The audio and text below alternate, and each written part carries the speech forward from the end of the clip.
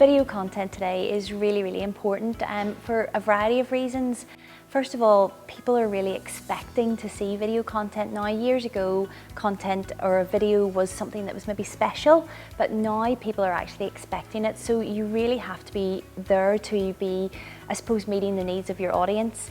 Being able to engage emotionally and really show the person behind the business or the service that you're offering is very powerful when you use video content. I think starting really is all about the planning. So I would say that planning is really key, and thinking about, first of all, why you're making the video, your purpose, who you actually want to target, and what you want people to do when they've watched the video. Is it to subscribe to your channel? Is it to make a booking? Is it to come visit your website or give you some feedback?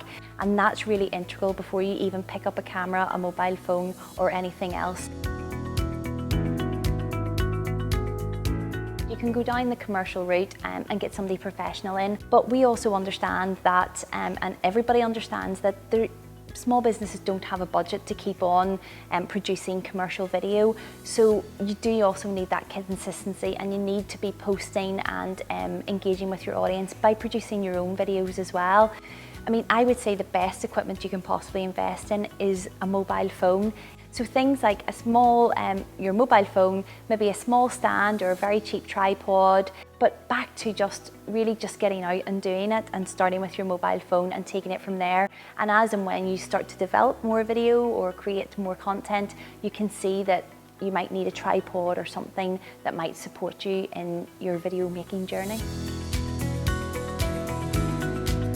The main tools you'll be using in terms of the editing will be things like cutting, taking out a mistake, maybe adding some graphics, adding an intro screen, which is maybe an introduction to your brand, or an outro screen, which might be a call to action in terms of what you want people to do or contact details, and then maybe adding some voiceover or some music. You need to be back to your planning and thinking about what shots do you need in order to tell the story that's going to match the message that you want to get across to your viewers and to your audience and to your target customers.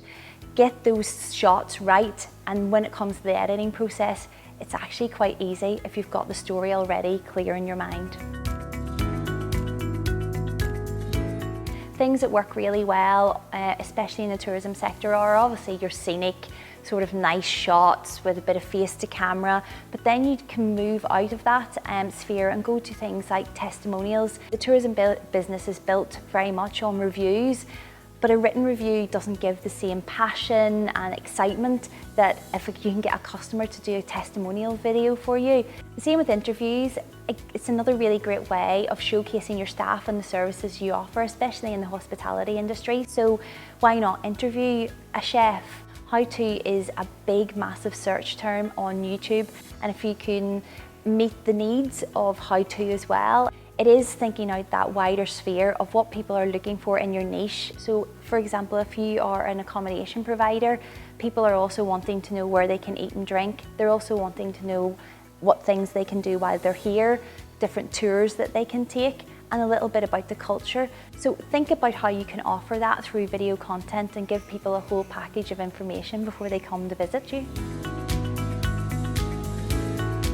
If you're in a very noisy place, avoid trying to do something that's very audio heavy. I would also say your setting's very important. If you're doing an event, it's fine for it to be busy because obviously you want to capture that ambience, but if you want to do something that is very how-to or content heavy in terms of audio, make sure that your background's not really busy and people aren't leaping about in the background.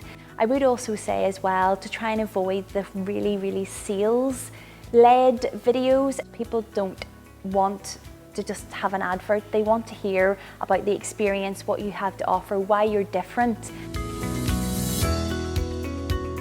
You've got the likes of LinkedIn.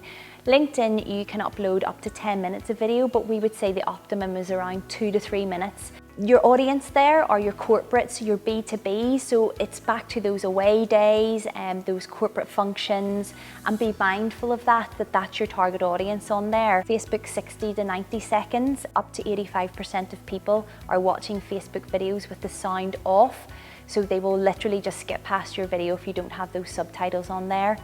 Instagram, you're talking 60 seconds, but of course you've got Instagram TV, and what you can do there is you can upload 15 minutes in mobile or up to an hour on desktop. I would also say you should always film in landscape unless you know you're specifically going to film for Instagram, and then you can film horizontally, but you can convert to square on Instagram, so that's something that you can do to get around that. The great thing is that if you do want to do a longer piece, YouTube will accept that and people will be enjoying it. Twitter, you've got 2 minutes 20 seconds. Just be mindful of your different audiences on there and the subtle differences.